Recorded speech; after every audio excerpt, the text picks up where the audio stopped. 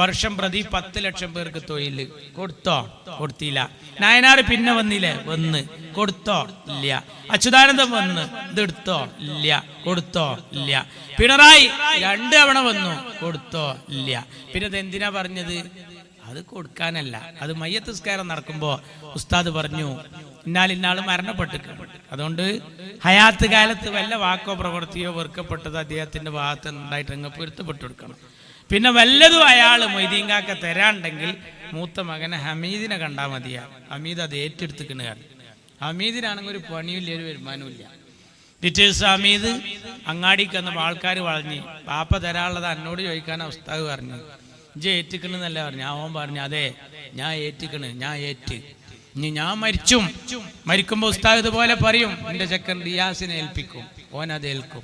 എന്നിട്ട് ഓൻ പെണ്ണിട്ടും ഓനക്കൊരു കുട്ടി ഉണ്ടാവും, എന്നിട്ട് ഓൻ ഏൽക്കും. അങ്ങനെ ഇത് കൊടുക്കാനല്ല, ഞങ്ങൾ താബീങ്ങളായി ഏറ്റെടുക്കുന്ന ആൾക്കാരാണ്, ഞങ്ങൾ കൊടുക്കണ പരിപാടിയില്ല. ആ പണി ഇനി നടക്കൂല. വിശ്വാസികളെ, അസ്സലാമു അലൈക്കും വറഹ്മത്തുള്ളാഹി വബറകാതുഹു. സഹോദര സമുദായാംഗങ്ങൾക്ക് എൻ്റെ പ്രിയപ്പെട്ട പ്രസ്ഥാനത്തിൻ്റെ സ്നേഹാഭിവാദ്യങ്ങൾ. ഇവിടെ ഉദ്ഘാടകൻ ഇരിക്കെ തർത്തീബ് തെറ്റിച്ച് കയറി വന്നത് അപ്പുറത്ത് നടക്കുന്ന ഇതേ സമയത്തെ പൊതുയോഗം, അവിടെ PV മനാഫ് പ്രസംഗിക്കുന്നു എന്നറിയാൻ കഴിഞ്ഞു.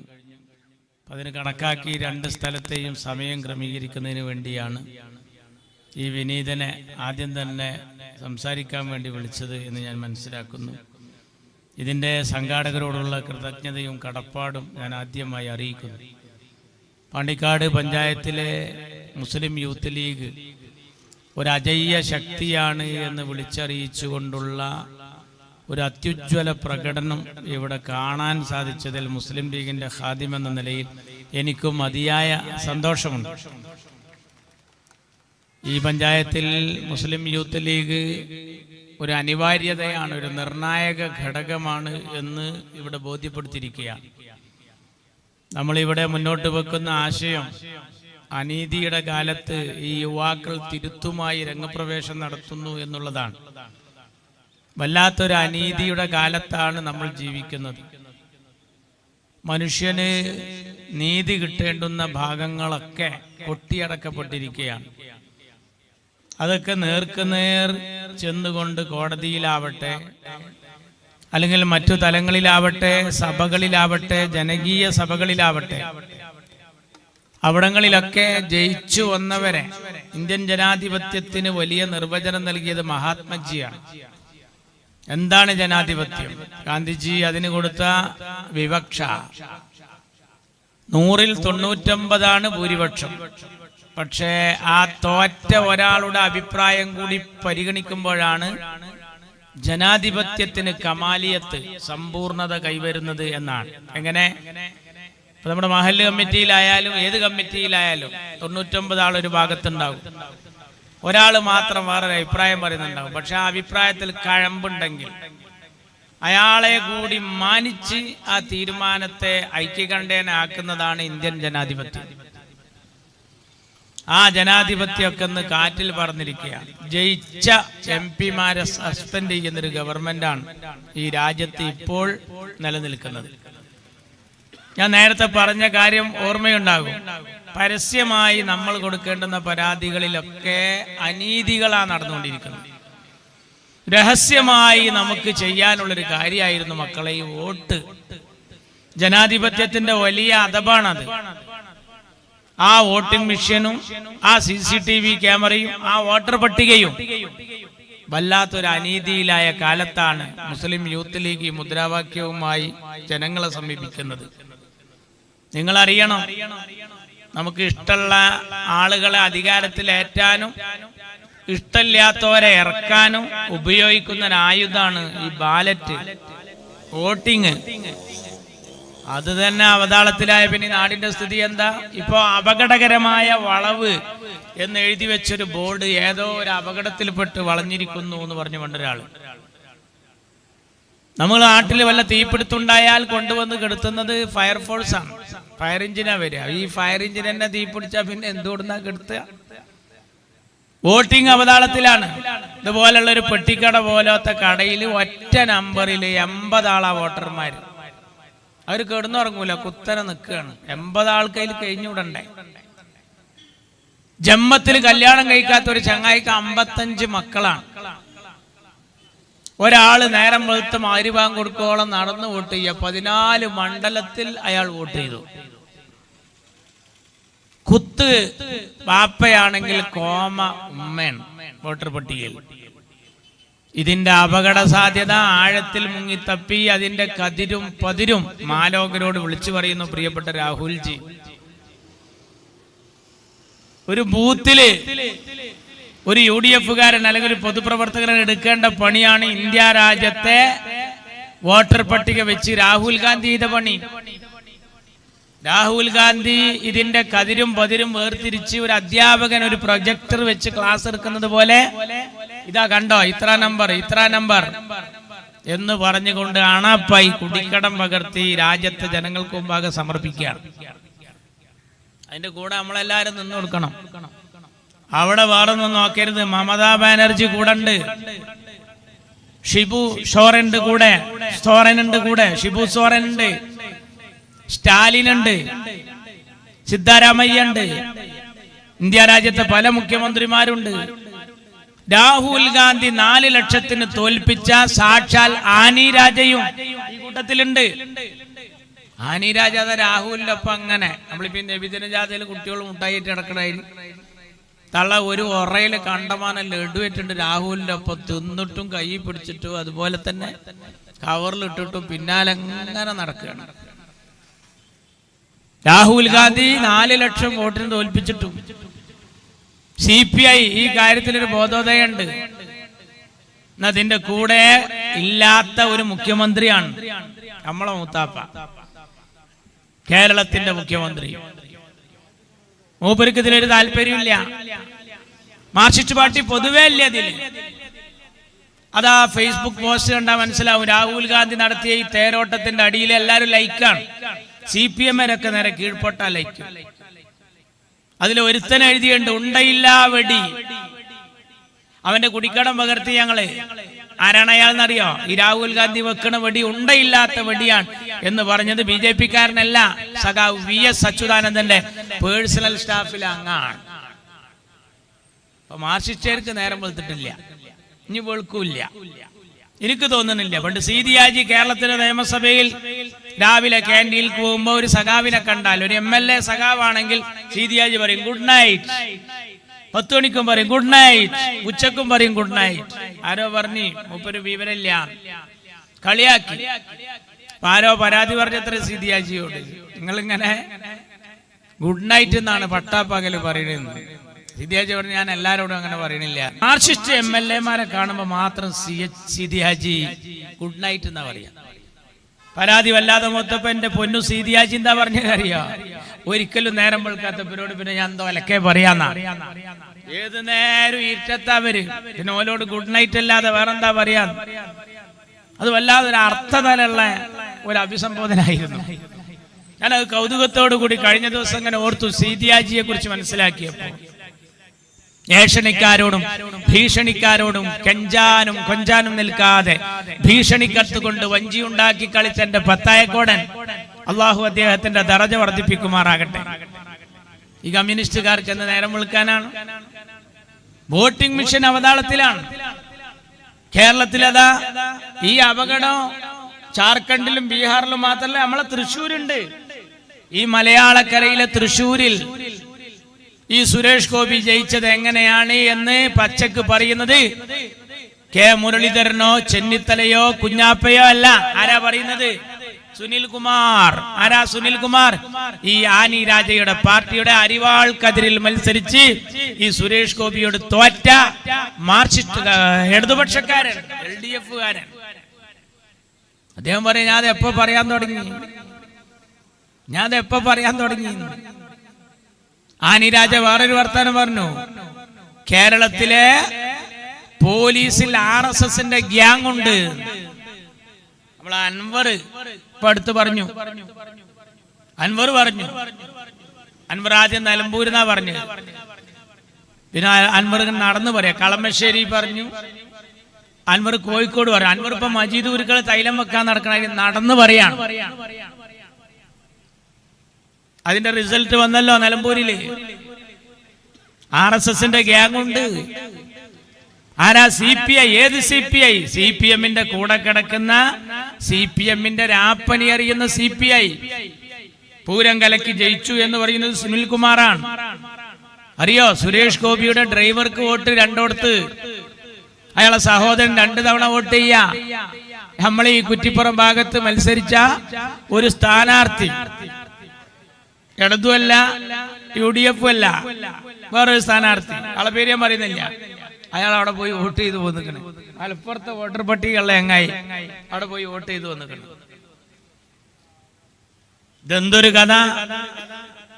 1 ലക്ഷം വോട്ടർമാരുള്ളടത്ത് നിർത്തിയ സ്ഥാനാർത്ഥികൾക്ക് മൊത്തത്തിൽ കൂട്ടിയ വോട്ട് വെക്കുമ്പോ 1.25 ലക്ഷം ഉണ്ട്.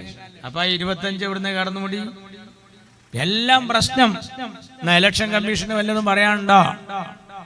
എന്താ ഈ മാർക്സിസ്റ്റ് ഇതിനെ എതിർക്കാത്തത്? വല്ലാതെ 2 കാരണം കൊണ്ടാണ്. BJP കണ്ട് ഇറങ്ങിയ പിണറായി ആണ്ട് കേരും. എവിടേക്ക് അറിയോ? ജയിലിക്ക്.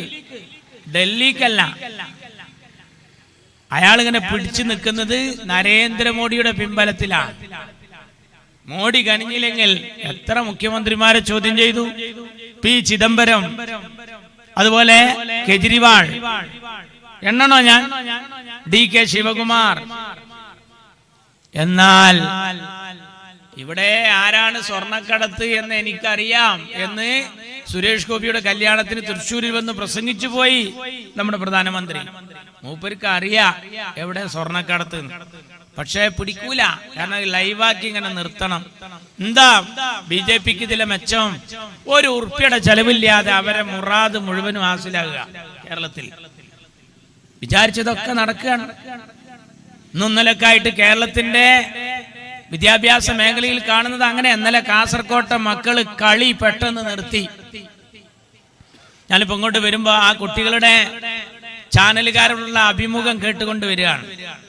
ഈ മാർക്സിസ്റ്റ് പാർട്ടി എന്ത് പണിയാ എടുക്കുന്നത്?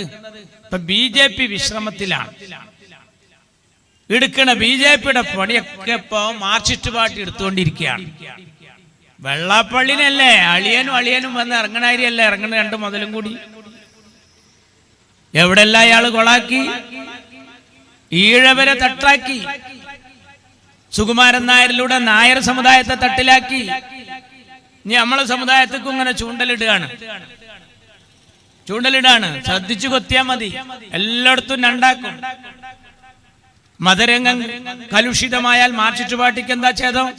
പള്ളിയിൽ അടിപൊട്ടിയാൽ, അയ്യപ്പ സംഗമത്തിൽ അടിപൊട്ടിയാൽ, സ്വലാത്ത് നഗറിൽ അടിപൊട്ടിയാൽ മാർക്സിസ്റ്റ് പാർട്ടിക്ക് ഒരു അലക്കിയില്ല.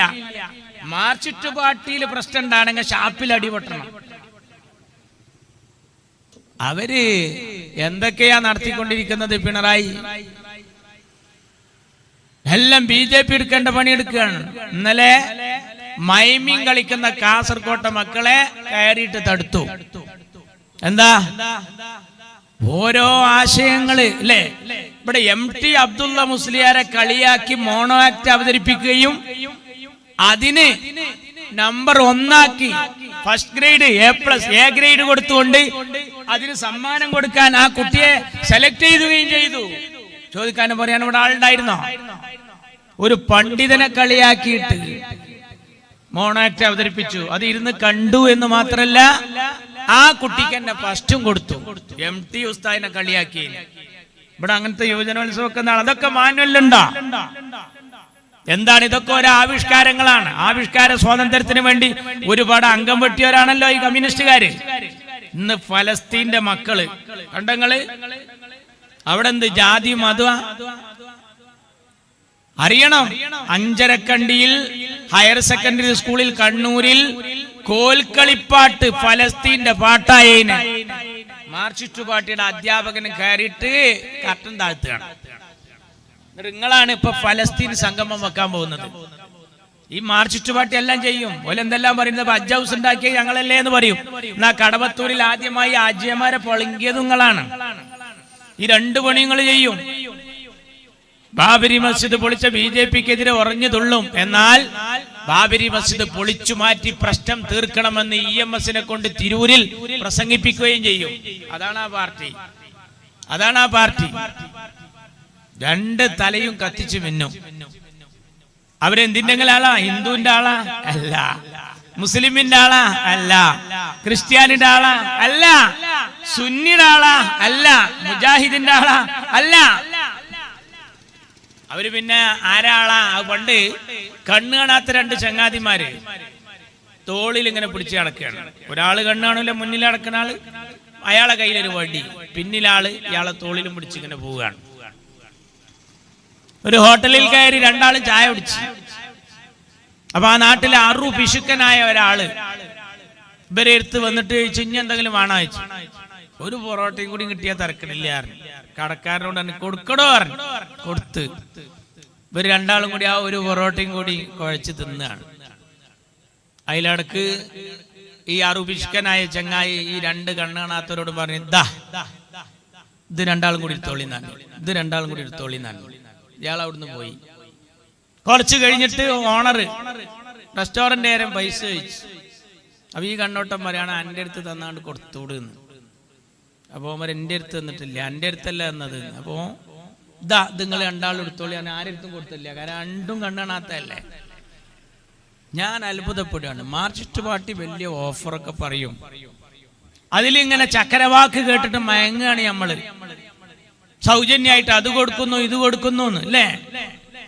ഒരാള് പറയാണ്, ഞാൻ ഈ പഞ്ചായത്തിലെ ഇത്തരം വാർഡിലെ മെമ്പറാണ്, ഞാൻ എൻ്റെ വാർഡിൽ ഞാൻ ജയിച്ചാൽ ഇവിടുത്തെ കണ്ണ് കാണാത്തവർക്കൊക്കെ ഞാൻ സൗജന്യമായി ടോർച്ച് നൽകുന്നതാണ്. കണ്ണ് കാണാത്തവർക്ക് ടോർച്ച് കിട്ടിയിട്ട് എന്ത് കാട്ടാനാണ്? ഉപകാരമാണ്. ഇവിടെ പിണറായി വിജയൻ എടുക്കുന്ന പണി എന്താ? രണ്ട് തലയും കത്തിച്ച് മിന്നാണ്. നിങ്ങൾ കണ്ടില്ലേ ശബരിമല? ഈ തവണത്തെ ശബരിമല കണ്ടറിയണം.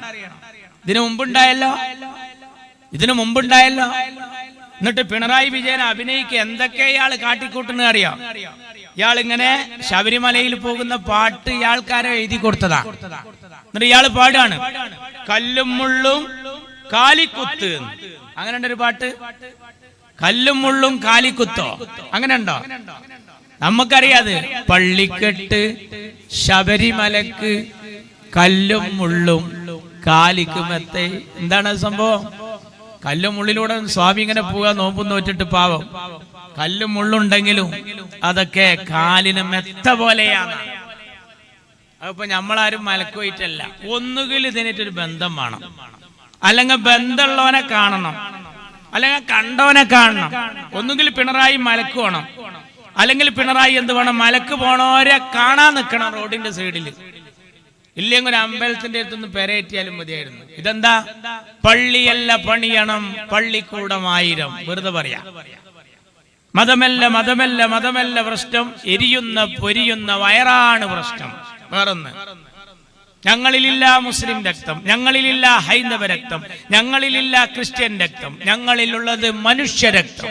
വേറൊന്ന്, കടാര നെഞ്ചിലിറക്കുമ്പോ, കഠോര വേദന വിങ്ങുമ്പോ അയ്യോ എന്ന് വിളിക്കാതെ, അമ്മേ എന്ന് വിളിക്കാതെ, ഓംകാരം മുഴക്കാതെ, ലാ ഇലാഹ പാടാതെ ഇൻകുലാബ് വിളിച്ചവരെ.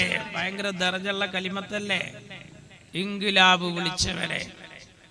മതവുമായി ഒരു ബന്ധമില്ലാത്ത പരിപാടിയാ ഫുള്ളും.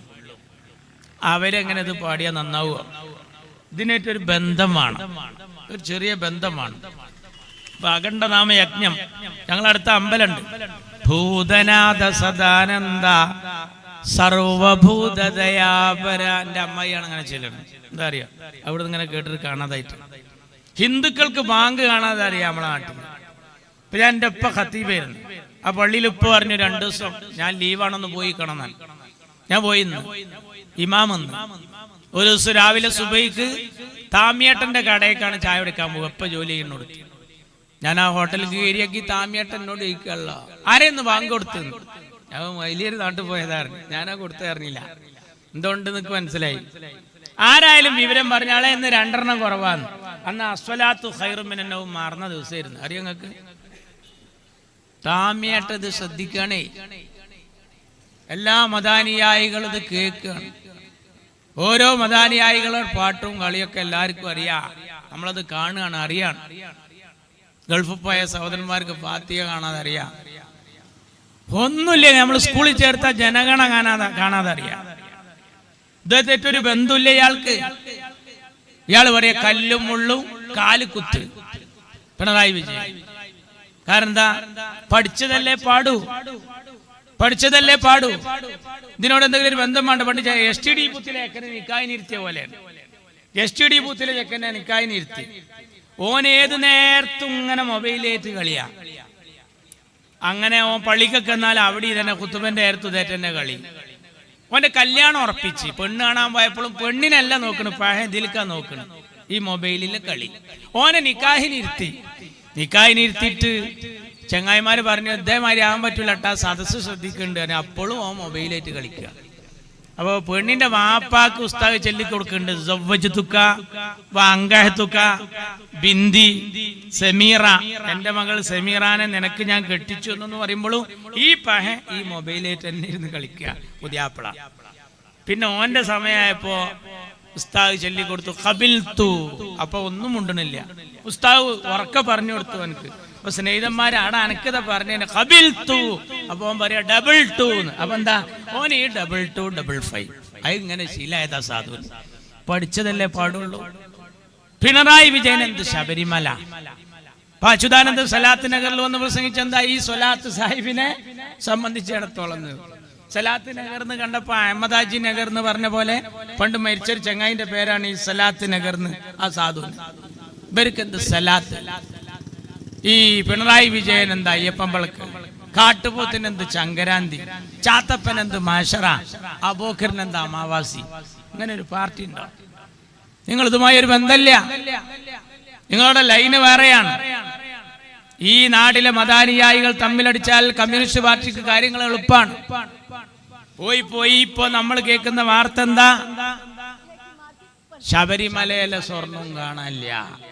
39 കിലോ ആണ് പോയത്. ഇന്ന് എത്ര സ്വർണത്തിന്റെ വില? 86 അങ്ങനെ ആയി തോന്നി. എന്തായാലും 1 ലക്ഷത്തോട് അടുത്തുകൊണ്ടിരിക്കുക. ഈ സമയത്ത് 36 കിലോ സ്വർണം കൊണ്ടയ മുതലെല്ലാം കണ്ടു കൊടുക്കുന്നത്. അതിലെ ഒരു മരത്തിന്റെ കട്ടമ്മേല് സ്വർണത്തിന്റെ പാളി കൊണ്ട് പൊതിഞ്ഞതായിരുന്നു. അയാളോട് പറഞ്ഞത് ഇത് മുക്കാനാന്നാ. കൊണ്ടേ കൊടുത്ത മുതൽ വേറെയാണ്. എന്നത് ഏൽപ്പിച്ചിട്ട് സാധനം അവിടെ എത്താൻ 39 ദിവസം എടുത്തു എന്നാണ്. ഒന്നുകിലും അത് നടന്നു പോയത് ഈ കാര്യം ചെന്നൈക്ക്, എന്നാലേ ഇത് അത്ര ദിവസം കിട്ടുള്ളൂ. പിന്നെ ആരാ അത് കൊണ്ടായത്? ആരൊക്കെ കസ്റ്റഡിയിൽ ഉണ്ടായിരുന്നു? എന്തൊക്കെ ഉണ്ടായിരുന്നു? ഇപ്പൊ അതിന്റെ പേരിൽ അയ്യപ്പ ഭക്തന്മാർക്കിടയിൽ ആകെ പ്രശ്നങ്ങളായി. മാർക്സിസ്റ്റ് പാർട്ടിയും നരേന്ദ്രമോദിയും ഈ പിണറായിയും മോഡിയും ചക്കിക്കൊത്ത ചങ്കരൻ രണ്ടും ഒരേ രീതിയിലാ പോകുന്നത്. ജനകീയ വിഷയങ്ങളിൽ താല്പര്യമില്ല. പാർപ്പിടം, ശുചിത്വം, അല്ലെങ്കിൽ നയതന്ത്ര ബന്ധം, ആഭ്യന്തര സുരക്ഷിതത്വം, വിദ്യാഭ്യാസം, ഇതിലൊന്നല്ല താല്പര്യം. മറ്റാളെ താല്പര്യം എന്താ? മന്ദിർ, മസ്ജിദ്, മുത്തലാഖ്, ഹിജാബ്, ഏക സിവിൽ കോഡ്, CAA, NRC, ഇതൊക്കെയാണ് മൂപ്പര് താല്പര്യം. ഇവിടെ മാഷാ അല്ലാഹ് കാഫിർ, വഖഫ്, അയ്യപ്പ സംഗമോ, ന്യൂനപക്ഷ സംഗമോ. ആളുകൾ അങ്ങനെ സോപ്പടിക്കാൻ മാർക്സിസ്റ്റ് പാർട്ടി വേദി കെട്ടി അവിടെ ഒന്ന് നിസ്കരിച്ചു കൊടുക്കുക. മാർക്സിസ്റ്റ് പാർട്ടി ന്യൂനപക്ഷ സമ്മേളനം നടത്തുമ്പോ ശ്രീരാമകൃഷ്ണൻ അനൗൺസ് ചെയ്യാണ്. എന്താ പറയുന്നത്? എന്റെ ജലീലൊക്കെ മുസല്ല വിരിച്ച് നിസ്കരിച്ചു, ഞങ്ങളെ പാർട്ടി ഇതിനെതിരല്ല എന്ന് വരുത്തണം. ശ്രീരാമകൃഷ്ണൻ കോഴിക്കോട്ട് ന്യൂനപക്ഷ സമ്മേളനത്തിൽ ഇങ്ങനെയാണ് അനൗൺസ് ചെയ്തത്. പുരുഷന്മാർക്ക് ഉളു ചെയ്യാനുള്ള ഹൗള് അപ്പുറത്തുണ്ട്, സ്ത്രീകൾക്ക് ഉളു ചെയ്യാനുള്ള ഹൗള് ഇപ്പുറത്തുണ്ട്. ഉളു ചെയ്യാനൊക്കെ സൗകര്യം ചെയ്ത് കൊടുക്കുക. ആത്യന്തികമായി അവരുടെ ലക്ഷ്യം എന്താ? മതത്തോട് ഏറ്റുമുട്ടണം എന്ന് തന്നെയാണ്. ഇങ്ങനെ ഉസ്മാൻ ഇബ്നു അഫ്ഫാന്റെ ചോര പുരണ്ട മുസാഫ് ഞങ്ങൾ കാണിച്ചു തരാം എന്ന് പറഞ്ഞ് നിങ്ങൾ ഒരു കൂട്ടം മുസ്ലിങ്ങളെ സോവിയറ്റ് റഷ്യയിൽ ചെയ്ത പണി എന്താണ് എന്ന് ചരിത്രത്തിൽ ഇടം നേടിയതാണ്. എങ്ങനെയെങ്കിലും കലുഷിതമായ അന്തരീക്ഷം സൃഷ്ടിക്കണം. അതിനുവേണ്ടി എന്തെല്ലാം കോലത്തിലാ കളിച്ചുകൊണ്ടിരിക്കുന്നത്. ജനകീയ വിഷയത്തിലല്ല താല്പര്യം, ആളുകൾക്ക് പെൻഷൻ കൊടുക്കേണ്ട കാര്യത്തിലല്ല, അതുമായി ബന്ധപ്പെട്ട വിഷയങ്ങളിലല്ല താല്പര്യമൊക്കെ മതപരമായ സംസാരം. നമ്മളെ ഗോവിന്ദ മാഷ് കഴിഞ്ഞ ദിവസം എന്താ പറഞ്ഞ്? ജനങ്ങളെ ശ്രദ്ധിച്ചോളി, UDF വരൂട്ട, വന്നാൽ ലീഗാട്ട ഭരിക്കുക. എന്താ അതിന്റെ അർത്ഥം? ഞങ്ങൾക്ക് തിരിയുണ്ട്. അതിന്റെ മലയാളം ചാനലുകാര് പച്ചക്ക് പറഞ്ഞു, ഇവിടെ ആധിപത്യം മുസ്ലിങ്ങൾക്ക് വരുമെന്ന് പറയാതെ പറയാണ്. ഇതിന് മുമ്പ് ക്രിസ്ത്യാനിയെ പ്രകോപിപ്പിച്ചല്ലോ. എന്താ പറഞ്ഞത്? ഉമ്മൻചാണ്ടി മുഖ്യമന്ത്രി ആയിരുന്നപ്പോ എന്താ പറഞ്ഞത്? കുഞ്ഞൂഞ്ഞും കുഞ്ഞുമാണിയും കുഞ്ഞാലിക്കുട്ടിയും ചേർന്നാണ് വരണം. BJP അല്ല പറയുന്നത്. ഇവര് ആയുധം കൊടുക്കുകയാണ്. ആയുധം ഒരുപാട് കൊടുത്തിട്ടുണ്ട്. ദാറുൽ ഹുദയിലെ മാർച്ചിൽ നടത്തിയ പ്രസംഗം അടക്കം നോട്ട് ചെയ്തിട്ടുണ്ട് ഇവിടുത്തെ വിജിലൻസ്. അതെടുക്കും, പുറം തട്ടിയെടുക്കും, പൊടി തട്ടിയെടുക്കും, അപകടം ചെയ്യും, എല്ലാരും ബാധിക്കും. കാന്തപുരം ഉസ്താദിന്റെ ഒരു സ്കൂളിലേക്ക് ആ ഓണ പരിപാടിയുടെ ഭാഗമായി അങ്ങോട്ട് DYFI മാർച്ച് ചെയ്തിട്ട് വിളിച്ചൊരു മുദ്രാവാക്യമുണ്ട്. വിജിലൻസ് രേഖപ്പെടുത്തി വെച്ചതാണ്. ആരും ബേജാറാകണ്ട, എല്ലാവർക്കും കിട്ടാൻ പോവുകയാണ് കോള്. നമ്മൾ മുസ്ലിം ലീഗ് ഈ കാര്യങ്ങൾ വെട്ടി തുറന്ന് പറയാണ് ഗോവിന്ദൻ മാഷ്. അടുത്ത ഭരണേ UDF-ന് കിട്ടിയ ലീഗാണ് ഭരിക്കുക. ഈ പറമാണിനോട് ആരാ പറഞ്ഞത്? പിന്നെ ലീഗിന് അധികാരം കിട്ടിയ ലീഗ് ഭരിക്കണ്ട. എന്റെ പൊന്നു CH ആഭ്യന്തരമന്ത്രി ആയിട്ടുണ്ട്, പൊതുമരാമത്ത് മന്ത്രിയായിട്ടുണ്ട്, വിദ്യാഭ്യാസ മന്ത്രിയായിട്ടുണ്ട്. CH മനോഹരായി കൈകാര്യം ചെയ്തിട്ടുണ്ട്. തിരൂരിലെ ഗണപതി ചെട്ടിയാരുടെ കട ആക്രമിക്കാൻ വന്നവരെ ജാതിയും മതവും നോക്കാതെ CH കൈകാര്യം ചെയ്തിട്ടുണ്ട്. ആ CH-നെ കേരളക്കര നീട്ടി വിളിച്ചത് CHM Koya. C for Christian, H for Hindu, M for Muslim. CHM Koya. ക്രിസ്ത്യാനികൾക്കും ഹിന്ദുക്കൾക്കും മുസ്ലിങ്ങൾക്കും വേണ്ടപ്പെട്ട കോയ, മതസൗഹാർദ്ദത്തിന്റെ കോയ. ഞങ്ങൾ ജാതിയും മതവും നോക്കിയല്ല. ശ്രീകൃഷ്ണ ജയന്തിയുടെ അവധിയുടെ അടിയിൽ ഒപ്പുവെച്ച മഹാന്റെ പേരാണ് എന്റെ കരളിന്റെ കഷ്ടമായ CHM കോയ എന്ന നാമം. എന്നിട്ടാ ഗോവിന്ദൻ മാഷ് എന്ന് പറയുന്നത് കുഞ്ഞൂഞ്ഞ് കുഞ്ഞുമാണി കുഞ്ഞാലിക്കുട്ടി. അത് ഭരിക്കുമ്പോ കഴിഞ്ഞ ഇലക്ഷൻ സമയത്ത് പറഞ്ഞെന്താ? അമീറും അസനും കുഞ്ഞാലിക്കുട്ടിയാണ് കേരളം ഭരിക്കാൻ പോകുന്നത്. അമീർ, അസന്, കുഞ്ഞാലിക്കുട്ടി. മതം കൊണ്ട് വിരകുകയാണ്. മുന്നണിയിൽ എടുക്കാതെ INL-നെ മാറ്റിയത് പേര് മുസ്ലിം ലീഗിന്റെ വാലാണ്. നിങ്ങൾ പത്രക്കാരെന്ന് ചോദിച്ചു, ഇഞ്ഞൊന്നെടുത്തൂര അവരെ INL-ന്ന് പേരിട്ടല്ലോ, ഇഞ്ഞൊന്നെടുത്തൂടെ? എന്താ മറുപടി അറിയോ? സേട്ടു ഇപ്പോഴും ശരീഅത്തിന്റെ ആളല്ലേ? സേട്ടു ഇപ്പോഴും ശരീഅത്തിന്റെ ആളല്ലേ? കേരള കോൺഗ്രസിന് എടുക്കാൻ എന്താ എടുക്കാത്തത് ചോദിച്ചു. പറഞ്ഞു അവരെടുത്തോളാം, പക്ഷെ ഒരു ഡിമാൻഡ് ഉണ്ട്, ഒരു ഷർത്ത് ഉണ്ട്. പള്ളിക്കാരെയും പട്ടക്കാരെയും തള്ളി പറയണം. ഒരു മുന്നണിയിലേക്ക് എടുക്കാനുള്ള ഷർത്താണത്. പള്ളിക്കാരെയും പട്ടക്കാരെയും തള്ളി പറയണം, എന്നാലേ എടുക്കുള്ളൂ. ആ INL എത്ര കാലം രണ്ട് മുന്നണിയിലും ഇല്ലാതെ നിന്ന് കൊറോണ വരുന്നതിന്റെ മുമ്പേ 30 കൊല്ലം ക്വാറന്റൈനിലായിരുന്നു INL. ആ INL-നെ ഇപ്പൊ അടുത്തെടുത്തു. 2.5 കൊല്ലം മാത്രം ഒന്ന് സഹിച്ചു. ഒരു മന്ത്രിസ്ഥാനം കൊടുത്തു. ആ സാധുവിനോട് അത് നിർത്താൻ പറഞ്ഞു. ദേവർകോവിലിനെ മന്ത്രിയാക്കി. മുഴുമിക്കാൻ കഴിഞ്ഞില്ല. ഞാൻ ദേവർകോവിലിനെ കഴിഞ്ഞ ദിവസം കാസർകോട്ടേക്ക് പോകുമ്പോ കണ്ടു. നാഗർകോവിൽ എക്സ്പ്രസിൽ വെച്ച് ഞാൻ ഈ ദേവർകോവിലിനെ കണ്ടു. എനിക്ക് ചോദിക്കാൻ തോന്നിപ്പോയി. ഒരു ആത്മാഭിമാനത്തിന് നിർത്തം നിൽക്കണ്ട. ഏത് മുന്നണിയിലായാലും മതട്ടച്ചാണ്, മതം വെച്ചുള്ള സംസാരാണ്. സേട്ടു ഇപ്പോഴും ശരീഅത്തിന്റെ ആളല്ലേ? നോക്കണം. മലപ്പുറത്ത് നിലമ്പൂരിൽ വന്നിട്ട് ഈ നാട്ടിലെ ഈഴവരെന്ന് പറഞ്ഞാൽ ശ്രീനാരായണ ഗുരുവിന്റെ ആളുകളാണ്. കള്ള് ചെത്തരുത്, കുടിക്കരുത് എന്ന് പറഞ്ഞ ആളും കള്ളിന്റെ മുതലാളിയായ ഇയാളും തമ്മിൽ ആനയും കുഴിയാനയും തമ്മിലുള്ള വ്യത്യാസമുണ്ട്. ഇയാൾക്കൊരു തട്ടുമുട്ട് തീരാണ്ട്, മൈക്രോ ഫിനാൻസ് തട്ടിപ്പ്. അത് VS-ന്റെ പഴയ വീഡിയോ ഇങ്ങനെ അടിച്ചു കേട്ടാളി. അതിൽ പറയുന്നുണ്ട് ഇയാൾ ആരാ? ഈ നടേശൻ കേക്കണം. VS പറയുന്നത് കേക്കണം. അപ്പൊ എന്താ നിങ്ങൾ വിചാരിച്ച അയ്യപ്പ സംഗമം വെച്ച ഈഴവരെല്ലാം വരുന്ന? കാസേര കാലിയായി. കസേരയിൽ കാള് വന്നില്ല. ഉണ്ടാക്കിയ ഭക്ഷണം ബാക്കിയായി. 6.5 കോടി രൂപ ഈ സമയത്ത് നഷ്ടായി കേരളത്തിന്. അയ്യപ്പ സംഗമം. ഒരു RSS-കാരനായ സ്വാമി കണക്കിന് അവിടെ പ്രസംഗിക്കുകയും ചെയ്തു. എന്ത് നേടി പിണറായി? മലപ്പുറത്ത് ശ്വാസം മുട്ടുകയാണ്. മലപ്പുറം വേറൊരു നാടാണ്. കാന്തപുരം പറഞ്ഞിട്ടാ പിണറായി നീങ്ങുന്നത് ഇങ്ങനെയൊക്കെ പറഞ്ഞൊരാള് ആ ആളെ തോളില് കൈയിട്ടിട്ട് ഇയാളെ കാറിൽ ഒരു മനുഷ്യനായി ജനിച്ചവനത് വരെ കയറ്റിയിട്ടില്ല. എന്റെ ഒരു കൽബിയായ മുറാദായിരുന്നു ആ അച്യുതാനന്ദന്റെ അയാത്ത് കാലത്ത് രണ്ടും കൂടി ഒരു കാറിൽ വന്നിറങ്ങുന്നതൊന്ന് കാണാൻ. അമ്മോശനും മരുവനാന്നെങ്കിലും തോന്നിക്കോട്ടെ എന്ന് വിചാരിച്ചിട്ട് ഇല്ല. കോട്ടയത്തെ സമ്മേളനത്തിൽ പെരുമഴ പെയ്യുമ്പോ DYFIക്കാർ അങ്ങോട്ടും ഇങ്ങോട്ടും എറിയുമ്പോ BS-ഉം പിണറായി അടുത്തടുത്തിരിക്കുന്നുണ്ട്. പിണറായി അയാളെ മുഖത്തേക്ക് തന്നെ നോക്കിയില്ല. ഇനി നോക്കുകൂലി കൊടുക്കേണ്ടി വരുവാണാവോ എന്ന് കരുതിയിട്ടാണാവോ, നോക്കുക പോലും ചെയ്തില്ല. സെൽഫി എടുത്ത കുട്ടിയുടെ കൈക്ക് തട്ടിയ പിണറായി, പോലീസുകാരനോട് കടക്ക് പുറത്ത് എന്ന് പറഞ്ഞ പിണറായി, വെളിയം ഭാർഗവനോട് ഇത് ഞങ്ങളെ ഓഫീസായി അല്ലെങ്കിൽ വിവരം അറിയുമെന്ന് പറഞ്ഞ പിണറായി, ആ പിണറായി ഈ സമയത്ത് ഈ വെള്ളാപ്പള്ളിയെ തോളിൽ കൈയിട്ട് കൊണ്ടുവന്നത് എന്തിനാണ് എന്ന് പിണറായിയിൽ പ്രതീക്ഷയുണ്ട് എന്ന് പറയുന്നവരൊക്കെ ഈ നാട്ടുകാർക്കൊന്ന് പറഞ്ഞു കൊടുക്കണം. പിണറായിയിൽ എന്താ പ്രതീക്ഷ? പിണറായിലുള്ള പ്രതീക്ഷ പിണറായി തന്നെ പറഞ്ഞിട്ടുണ്ട്. അതെന്താ? ശ്രീനാരായണ ഗുരുവിന്റെ യഥാർത്ഥ അനുയായിയാണ് ഇയാൾ. അല്ല, ശ്രീനാരായണ ഗുരുവിനെ പറ്റി ഇയാൾക്കൊരു ചുക്കും ചുണ്ണാമ്പും അറിയില്ല എന്ന് ഉറപ്പായി. സുകുമാരൻ നായരുടെ നാട്ടിൽ കംപ്ലീറ്റ് പോസ്റ്ററാ.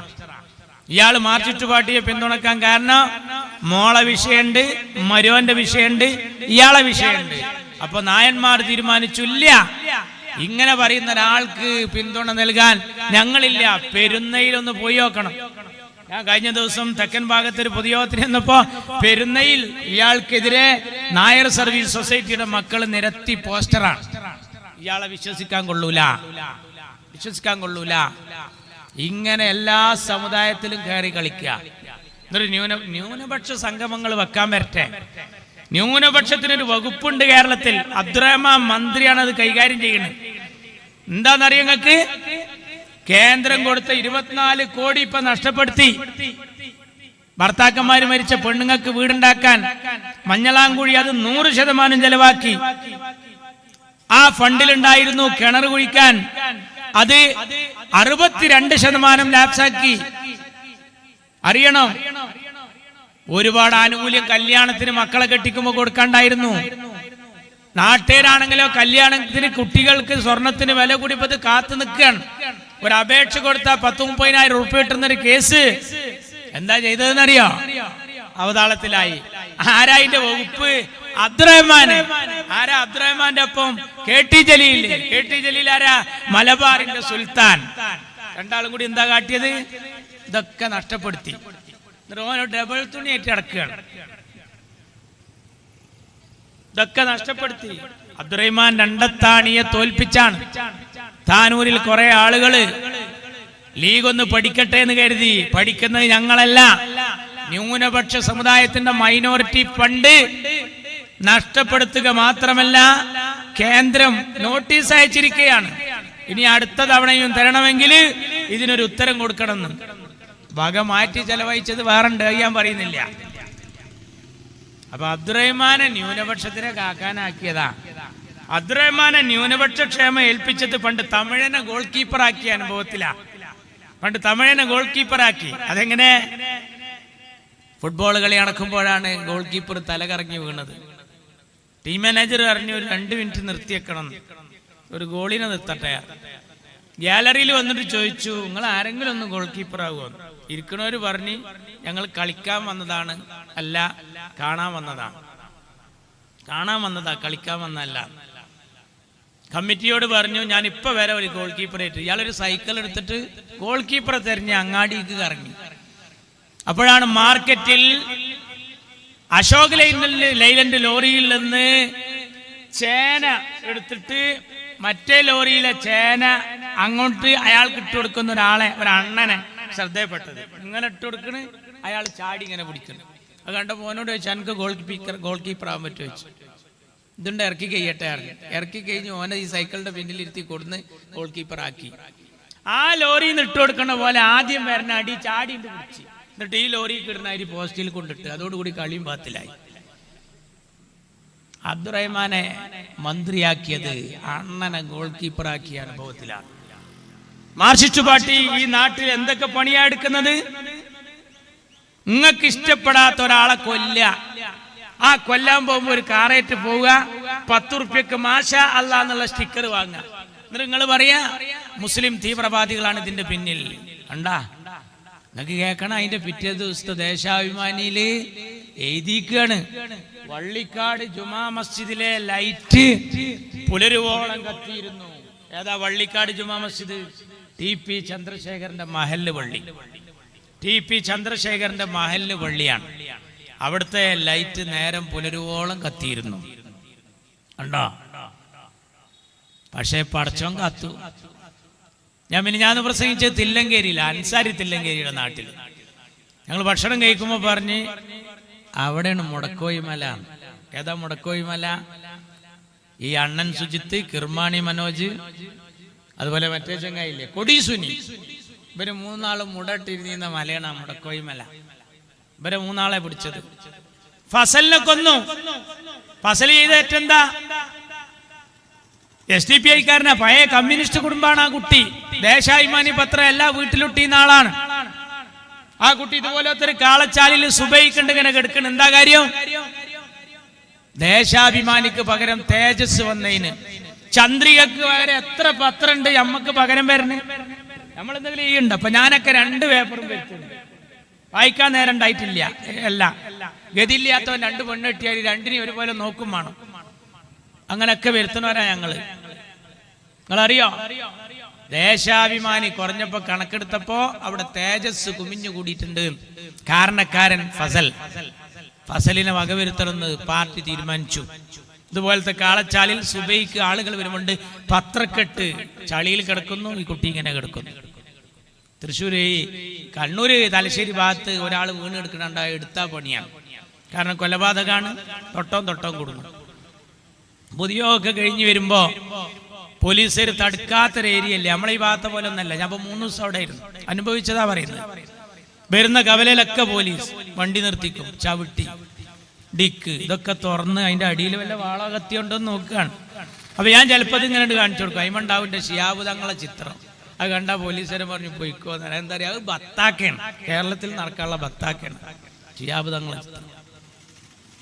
നിങ്ങൾ അറിയണം, ആ ഫസലിന് മരിച്ചപ്പോ നേരല്ലാത്ത ആഭ്യന്തരമന്ത്രി നേരണ്ടാക്കി വന്നു കൊടിയേരി. എന്നിട്ട് കഫൻ തുണി ജനാസം വന്നിട്ട് നീക്കിയിട്ട് പറഞ്ഞു, കുത്ത് കണ്ടാൽ RSSന്റെ കുത്തന്നെ. ആര്? ഫസലിന്റെ. RSSന്റെ മേത്ത് കിട്ടും. അവിടെ പോലീസുകാരൻ വന്നപ്പോൾ ഇതുപോലെ ഒരു കാല്, RSSന്റെ കൊടിക്കാല് ഓഫീസ് അപ്പുറത്ത്, ഇതുപോലുള്ള ഒരു വള്ളിമ്മല്, ഒരു കമ്പിമ്മല് ചോര പുരണ്ട ടവല്, ഫസലിന്റെ രക്തം പുരണ്ട ടവല് ഇതിമ കൊണ്ടേട്ടതാ. അപ്പൊ RSSന്റെ കൊടിക്കാലുമെന്നാന്ന് മനസ്സിലായപ്പോ കൊടിയേരിയെ S വെച്ചു എല്ലാരും. കാരണം അയാൾ ഇത്ര ദീർഘവീക്ഷണോ തോന്നിപ്പോയി. പക്ഷേ പിന്നെ വന്നത് പോലീസ് നായാണ്. ഈ പോലീസ് നായക്ക് LDF UDF ഇല്ലല്ലോ. പോലീസ് നായ മണം പിടിച്ചിട്ട് നേരെ ഓടി 2 ആളെ നെഞ്ഞത്തേക്ക് കയറി. കാരായി രാജൻ, സഖാവ് കാരായി ചന്ദ്രൻ. പടച്ച റബ്ബ് കാത്തു. ചെയ്തു ഇവര് എന്തെല്ലാം ചെയ്യും. എന്താ ഇലക്ഷൻ വരിക, പഞ്ചായത്ത് ഇലക്ഷൻ, എല്ലാ വാർഡിലും ഒന്നുക്കല് അവിടെ ഭരിക്കുന്ന മെമ്പർക്കെതിരെ അല്ലെങ്കിൽ പഞ്ചായത്തിനെതിരെ ഇല്ലാത്ത അഴിമതി ഉണ്ടാക്കി തച്ചാണ്ട് പൊളിച്ചു. ഇല്ലെങ്കിൽ പെങ്കേസിൽ കുടുക്കിയിട്ട് ഏറ്റവും തിളങ്ങുന്ന ഒരാളാണ് തളർത്തും. മാർക്സിസ്റ്റ് പാർട്ടിയുടെ തന്ത്ര. TP ചന്ദ്രശേഖരൻ മരിച്ചപ്പോ ഇവര് പറഞ്ഞ എന്താ അറിയാ, ഈ ചന്ദ്രശേഖരന് വേറൊരു പെണ്ണിനേറ്റ് ലൈൻ ഉണ്ടായിരുന്നു, ദേശാഭിമാനിൽ എഴുതിയിരിക്കുകയാണ്. എന്നിട്ട് അവരെ അളിയന്മാര് കാട്ടിയതാന്നാണ് പറഞ്ഞത്. സാജൻ എന്ന് പറഞ്ഞൊരു ചെക്കൻ മരിച്ചു, തൂങ്ങി മരിച്ചു. സാജൻ SFI-കാരൻ, ദുബായി പോയി നന്നായി പൈസ കണ്ട് വന്ന് നാട്ടിൽ കുടുംബത്തിൽ എല്ലാരും വിളിച്ചിട്ട് പറഞ്ഞു, ഞാൻ പോണില്ല, ഇവിടെ എനിക്ക് അത്യാവശ്യം ചില സംഭവം ഉണ്ടാക്കണം. പാർത്ത കൺവെൻഷൻ സെന്റർ ആന്തൂരില് ഒരു കല്യാണ മണ്ഡപം ഉണ്ടാക്കി. ഞാൻ കുട്ടി ഇവിടെ നിൽക്കാനാണ് ഭാര്യ പറഞ്ഞത്, ഇനി നമുക്ക് ഒന്നിച്ച് കഴിയണം. നമ്പർ ഇട്ടുകൊടുത്തില്ല. ആര്? നഗരസഭാ ചെയർപേഴ്സൺ. ആരാണ് മുതല്? ഈ ഗോവിന്ദ മാഷ കെട്ടിയോള്. എന്താ പറഞ്ഞത്? ഉയരം പോരാ, പൊളിക്കണം. ഉയരം വേണം, പൊളിക്കണം. സ്വീപ്പാക്കി. നമ്പർ കൊടുത്തില്ല. അവസാനം പറയാനുള്ളതാണ്ട് പറഞ്ഞു, ഇതിൽ നമുക്ക് പാർട്ട്ണർഷിപ്പ് വേണം. പാർട്ടിക്ക് പിരിവ് കൊടുക്കാത്ത കാരണത്താൽ അവനിട്ട് സ്വീപ്പാക്കിയപ്പോ ഗത്യന്തരമില്ലാതെ അവനും തൂങ്ങി മരിച്ചു. സാജൻ മാർക്സിസ്റ്റുകാരൻ. പിറ്റേ ദിവസത്തെ ദേശാഭിമാനി എഴുതി ഓന്റെ പെണ്ണുങ്ങൾക്ക് വേറൊരു ചങ്ങായിനേറ്റ് ലൈൻ ഉണ്ടായിരുന്നു. അതാണ് ഇപ്പൊ രാഹുൽ മാങ്കൂട്ടം. അത് കുഞ്ഞാപ്പാക്കെതിരെ എന്റെ ഉമ്മൻചാണ്ടിനെ സരിതയെ ക്ലിപ്പ് ഹൗസിലിട്ട് നോക്കണം. വൈഫ് ഹൗസിൽ പോകാൻ നേരമില്ലാത്തൊരു മനുഷ്യനാണ് ഈ ഉമ്മൻചാണ്ടി. ആ ഉമ്മൻചാണ്ടിനെ പറ്റി പറഞ്ഞത് ഇപ്പൊ കണ്ടില്ലേ? ഷാഫി പറമ്പിൽ ഒരു വെറുക്കപ്പെട്ടവനാണ് ഇവർക്ക്. അപ്പൊ എന്ത് വേണം? ഒരു അഴിമതി കാണാനില്ല, ഒരു പെങ്കേസ് കിട്ടാനില്ല. അപ്പൊ പെങ്കേസിൽ പെടുത്തിയിട്ട് രാഹുൽ മാങ്കൂട്ടത്തിന്റെ ഒപ്പം നടക്കുന്ന ആള്, ഒപ്പം നടക്കുന്നവരൊക്കെ രാജിവെക്കുകയാണെങ്കിൽ പിണറായി 1-ാം തീയതി രാജിവെക്കണ്ട. ഞാൻ എണ്ണണ മുകേഷ്, മറ്റേ ചങ്ങായി ബാലകൃഷ്ണപിള്ളയുടെയൊക്കെ, പിന്നെ ഞാൻ എണ്ണണ എത്ര ആൾക്കാർ. ഇപ്പൊ ആ ഷൊർണൂര് ചങ്ങായി, അത് ആ പ്രളയത്തിന്റെ സമയത്ത് എല്ലായിടത്തും റെഡ് അലർട്ട്, ഓറഞ്ച് അലർട്ട്, അവിടെ ബ്ലൂ അലർട്ട്. എവിടെ? ഷൊർണൂര്. എന്താ ഉണ്ടായത്? ആരാ പരാതിക്കാരി? മാർക്സിസ്റ്റുകാരി. ആരാന്നിട്ട് അന്വേഷിച്ചത്? പോലീസ് അല്ല, ശ്രീമതി ടീച്ചറും മന്ത്രി ബാലനും. ഓല് പോയി അന്വേഷിച്ചു. എന്നിട്ട് പാർട്ടിക്ക് റിപ്പോർട്ട് എടുത്ത് എന്താ എഴുതിക്കണേ അറിയോ? തീവ്രത കുറഞ്ഞ പീഡനം, കടുപ്പില്ലാത്ത പീഡനം. എനിക്ക് പറയാനുള്ള അതിന്റെ അടിയിൽ കുറെ സ്ഥലം ഉണ്ടായിരുന്നു. ഇതും കൂടി ഉണ്ട് എഴുതിയാൽ മതിയായിരുന്നു. ഉന്മേഷക്കുറവ്, താല്പര്യമില്ലായ്മ. അതാ രസം. ഇങ്ങനെ ഒരു പാർട്ടി ഉണ്ടോ ആലം ദുനിയാവില്? പറ്റാത്തവർക്കെതിരെ മുഴുവൻ. ഷാഫി പറമ്പില് മാങ്കൂട്ടത്തിന്റെ ഒപ്പം നടക്കുന്ന ആളാന്ന് പറഞ്ഞിട്ടാണ് ആ ചെറുക്കനെ വിട്ടത്. അതിന് കുറച്ച് ആൾക്കാരുണ്ട് അതിന്റെ പിന്നിൽ. അവിടെ കാട്ടിയ പണി കണ്ടില്ലേ നിങ്ങള്? ഞാൻ അവസാനിപ്പിക്കുകയാണ്. കാഫിർ. എന്താ കാഫിർ? ശൈലജ ടീച്ചർ ജയിക്കണം, അതിന് നമ്മൾ ഇറക്കണ മാതിരി ഒരു നോട്ടീസ് ഇറക്കി. ഞാൻ ഇത് പറഞ്ഞ് അവസാനിപ്പിക്കുകയാണ്. നമ്മൾ ഇറക്കണ പോലെ ഒരു നോട്ടീസ്. എന്ത്? നമ്മളെ സ്ഥാനാർത്ഥി 5 വക്ത് നിസ്കരിക്കുന്ന മുസൽമാനാണ്. ആര്? ഷാഫി. മറ്റേത് കാഫിറാണ്. ആര്? ശൈലജ ടീച്ചർ. ഇത് നമ്മൾ ഇറക്കണ മാതിരി ഓലിറക്കി.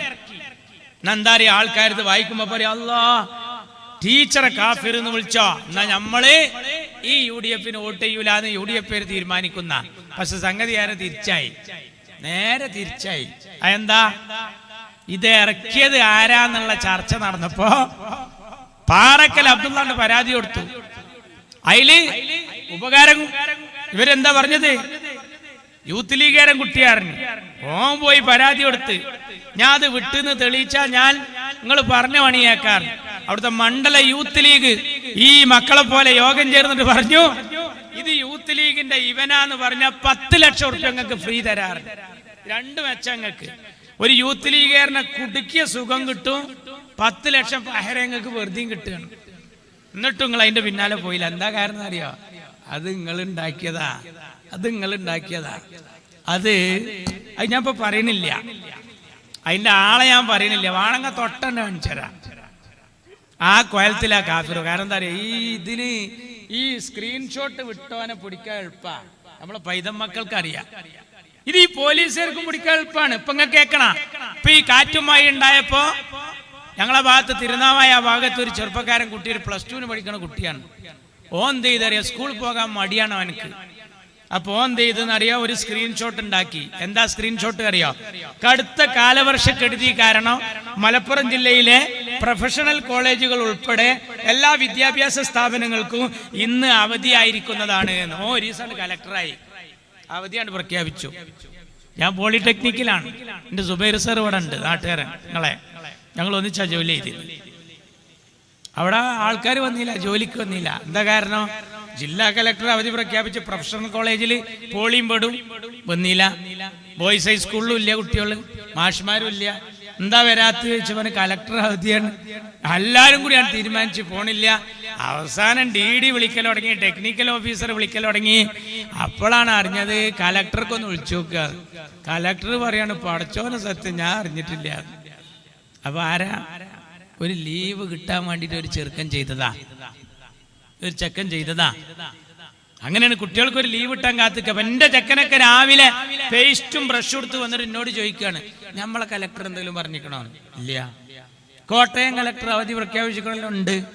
ഇടുക്കി കലക്ടർ ഉണ്ടല്ലോ, ഉണ്ട്. അപ്പൊ ഈ നമ്മളെ മലപ്പുറത്തെ കലക്ടർ കോട്ടക്കുന്നിന്റെ മേലെയാണ് പാർക്കണത്. അങ്ങണ്ട് വെള്ളം കയറണമെങ്കിൽ ഞാനും ഇതൊക്കെ മുങ്ങണം. അന്ന് ഞമ്മക്ക് അവധി അയക്കാരം, മൂപ്പർക്ക് അവധി ഉണ്ടാവില്ല. അപ്പൊ ചെക്കൻ ചോദിക്കാണ്, സമസ്ത എന്തെങ്കിലും പറഞ്ഞിരിക്കണോ? എന്താ? ഒന്ന് പോകാതിരിക്കാനാ കുട്ടികളുടെ ആഗ്രഹം. അതാണ് ഞാൻ മുമ്പ് പ്രസംഗിക്കലുണ്ട്. പണ്ട് ഉസ്താദ് ദീനിയാത്ത് ക്ലാസ് എടുക്കുക, അൽ-ഈമാനു ബിൽ യൗമിൽ ആഖിർ, അവസാന നാളിനെ പറ്റിയുള്ള പാടാ. മക്കളെ എല്ലാരും ബുക്ക് പൂട്ടിയേക്കുക, ശ്രദ്ധിക്കുക. ഇസ്രാഫീൽ സൂർ എന്ന കാലത്തിൽ ഊതുമ്പോ ഖിയാമത്ത് നാൾ ഉണ്ടാവും. അതെ ഊതും. ശരിക്കും കേക്ക് മക്കളെ. അന്ന് ആകാശം പൊട്ടിക്കീറും. കുട്ടികളാകെ കണ്ണ് നെറുക്കണ്ട് പോയി. ആകാശം പൊട്ടിക്കീറുക, നക്ഷത്രങ്ങൾ കൊഴിഞ്ഞു വീഴും, നെഞ്ഞത്തിരുന്ന് ചാടൽ തുടങ്ങി, പർവ്വതങ്ങൾ ഛിന്ന ഭിന്നമാകും. ചെക്കന്മാരെ അങ്ങോട്ടും ഇങ്ങോട്ടും നോക്കുക. ഉസ്താദ് പറഞ്ഞു, കടല് ആളിക്കത്തും, ബേജാറാകാൻ എവിടെക്കെങ്കിലും പോണ. പിന്നെ ഉസ്താദ് പറഞ്ഞു, അന്ന് അല്ലല്ലാത്ത ഒന്നും ഉണ്ടാവില്ല, അന്ന് അല്ലല്ലാത്ത ഒന്നും ഉണ്ടാവില്ല. അപ്പൊ പിന്നിലെ ബെഞ്ചിന്ന് ഒരു ചെക്കൻ നീച്ചെന്ന് ചോദിക്കുക, അന്ന് മദ്രസ ഉണ്ടാവുമെന്ന്. ഓന് സദർ ഉസ്താദ് വെച്ചിട്ടാണോ വന്ന് മദ്രസ ഉണ്ടാവുമെന്ന് അവൻ ചോദിക്കണം. എന്ന പോലെ ഒരു ലീവിന് കാത്തുക്കാണ്. ഈ കുട്ടിനെ പിടിച്ചു പോലീസ്. +2 കാരനായി വികൃതി കുട്ടനെ പിടിച്ചു പോലീസ്. ഈ സ്ക്രീൻഷോട്ട് വെച്ച് ഞാൻ പറയുന്നു, എന്താണ് കേരള പോലീസ് കാഫിറിന്റെ ബാപ്പാനെ പിടിക്കാത്തത്? വടകരയിൽ പിന്നെ ഉണ്ടായത് എന്താ അറിയോ? ഈ പ്രയോഗം മാർക്സിസ്റ്റേറിനെയാണ് എന്ന് അറിഞ്ഞപ്പോ സാധാരണ അരിവാളിന് വോട്ട് ചെയ്യണ മുത്തലക്കായ സഖാക്കളൊക്കെ സെറോച്ചിട്ട് കൈപ്പത്തിക്കൊണ്ട് വോട്ട് ചെയ്ത്. അങ്ങനെ ഷാഫിക്ക് ഒന്നിച്ചില്ല, ലീഡാണ്ട് കൂടി. ഇപ്പൊ മാർക്സിസ്റ്റ് പാർട്ടിക്ക് 2 പണി ഇരട്ടിച്ച്. ഇപ്പൊ കാഫിറിന്റെ വാപ്പാനെയും പിടിക്കണം, അതോടൊപ്പം മുനാഫിക്കിന്റെ മക്കളെയും പിടിക്കണം. അതുകൊണ്ട് ഈ കാപട്ടി അല്ലേ നിർത്തട്ടെ. അപ്പൊ 2 പണി എടുക്കണം. മാർക്സിസ്റ്റ് പാർട്ടി എടുക്കണ പണിയാണ്. അപ്പൊ അതുകൊണ്ട് മക്കളെ ഈ നാടിനെ കുട്ടിച്ചോറാക്കുകയാണ്. BJPക്ക് എല്ലാം ഒത്താശ ചെയ്തു കൊടുക്കുക. CAA NRC റാലിയിൽ ഭീകരവാദി ഉണ്ടെന്ന് പിണറായിയാ പറഞ്ഞത്. അത് ഏറ്റുപിടിച്ചത് മോഡിയാണ്. കേരള के मुख्यमंत्री श्री पिनराई विजयन ने कहा CAA NRC റാലി में ആതങ്കവാദി है. അപ്പോഴാണ് നമ്മൾ അച്യുതാനന്ദൻ, ഈ മുസ്ലിം ചെറുപ്പക്കാര് മറ്റ് സമുദായത്തിലെ പെൺകുട്ടികളെ ലൈനടിച്ച് കല്യാണം കഴിച്ച് മക്കളെ ഉണ്ടാക്കി അങ്ങനെ പോയാൽ 2025, 30, 35 ഒക്കെ ആകുമ്പോഴേക്ക് ഈ കേരള സംസ്ഥാനം ഒരു ഇസ്ലാമിക രാജ്യമായാലും അത്ഭുതപ്പെടാനില്ല. ആരാ പറഞ്ഞ്? അച്യുതാനന്ദൻ. അതാരാ ഏറ്റുപിടിച്ചത്? യോഗി ആദിത്യനാഥ്. എന്താ പറഞ്ഞത്? കേരളക്ക് മാർക്സ്വാദി സാമ്യവാദി മുഖ്യമന്ത്രി ശ്രീ അച്യുതാനന്ദനെ കഹ. അച്യുതാനന്ദൻ പറഞ്ഞു, കേരള മേ ലവ് ജിഹാദ് ഹേ. BJPക്ക് ഇങ്ങനെ ആയുധം കൊടുക്കുകയാണ്. അതാണ് ദാറുൽ ഹുദ അമേരിക്കൻ ചാരനാണ്. താലിബാനിസ പഠിപ്പിക്കുന്നത്. ബഹാവുദ്ദീൻ കുരിയാടിനെതിരുള്ള പ്രസംഗ സഖാക്കളെ ഇതൊക്കെ അപകടം ചെയ്യും. ഞാൻ അവസാനിപ്പിക്കുകയാണ്. ഇവിടുത്തെ തൊഴിലാളികളെ പറ്റിച്ച, ഇവിടുത്തെ സർക്കാർ ജീവനക്കാരെ പറ്റിച്ച, കുടുംബശ്രീക്കാരെ പറ്റിച്ച ഗവൺമെന്റ് അവരൊരു പാഠം പഠിപ്പിച്ചേ മതിയാവും. ആരെ അവര് പറ്റിക്കാത്ത? യുവാക്കളെ പറ്റിച്ചില്ലേ? നായനാറുള്ള കാലത്ത് ഒരു മുദ്രാവാക്യമുണ്ട്, വർഷം പ്രതി 10 ലക്ഷം പേർക്ക് തൊഴിൽ. കൊടുത്തോ? കൊടുത്തില്ല. നായനാറ് പിന്നെ വന്നില്ലേ? വന്ന്. കൊടുത്തോ? ഇല്ല. അച്യുതാനന്ദൻ വന്ന്. ഇതെടുത്തോ? ഇല്ല. കൊടുത്തോ? ഇല്ല. പിണറായി 2 തവണ വന്നു. കൊടുത്തോ? ഇല്ല. പിന്നെ ഇത് എന്തിനാ പറഞ്ഞത്? അത് കൊടുക്കാനല്ല. അത് മയ്യത്ത് നിസ്കാരം നടക്കുമ്പോ ഉസ്താദ് പറഞ്ഞു, ഇന്നാൾ മരണപ്പെട്ടിട്ടുണ്ട്, അതുകൊണ്ട് ഹയാത്ത് കാലത്ത് വല്ല വാക്കോ പ്രവൃത്തിയോ വെറുക്കപ്പെട്ടത് അദ്ദേഹത്തിന്റെ ഭാഗത്ത് ഉണ്ടായിട്ട് അങ്ങ് പൊരുത്തപ്പെട്ടു കൊടുക്കണം. പിന്നെ വല്ലതും അയാൾ മൊയ്തീങ്കാക്ക തരാണ്ടെങ്കിൽ മൂത്ത മകനെ ഹമീദിനെ കണ്ടാൽ മതിയാ. ഹമീദ് അത് ഏറ്റെടുത്തിക്കണ. ഹമീദിനാണെങ്കിൽ ഒരു പണിയില്ല, ഒരു വരുമാനമില്ല. ടീച്ചേഴ്സ് ഹമീദ് അങ്ങാടിക്ക് വന്നപ്പോൾ ആൾക്കാർ വളഞ്ഞ്, പാപ്പ തരാനുള്ളത് എന്നോട് ചോദിക്കാനാ ഉസ്താദ് പറഞ്ഞു. ഇജ്ജ് ഏറ്റിക്കണെന്നല്ല പറഞ്ഞു. അവൻ പറഞ്ഞു, അതെ ഞാൻ ഏറ്റിക്കണ്, ഞാൻ ഏറ്റ്. ഇനി ഞാൻ മരിക്കുമ്പോ ഉസ്താദ് ഇതുപോലെ പറയും, എന്റെ ചെക്കൻ റിയാസിനെ ഏൽപ്പിക്കും, ഓൻ അത് ഏൽക്കും. എന്നിട്ട് ഓൻ പെണ്ണിട്ടും ഓനക്കൊരു കുട്ടി ഉണ്ടാവും, എന്നിട്ട് ഓൻ ഏൽക്കും. അങ്ങനെ ഇത് കൊടുക്കാനല്ല, ഞങ്ങൾ താബീങ്ങളായി ഏറ്റെടുക്കുന്ന ആൾക്കാരാണ്, ഞങ്ങൾ കൊടുക്കണ പരിപാടിയില്ല. ആ പണി ഇനി നടക്കൂല.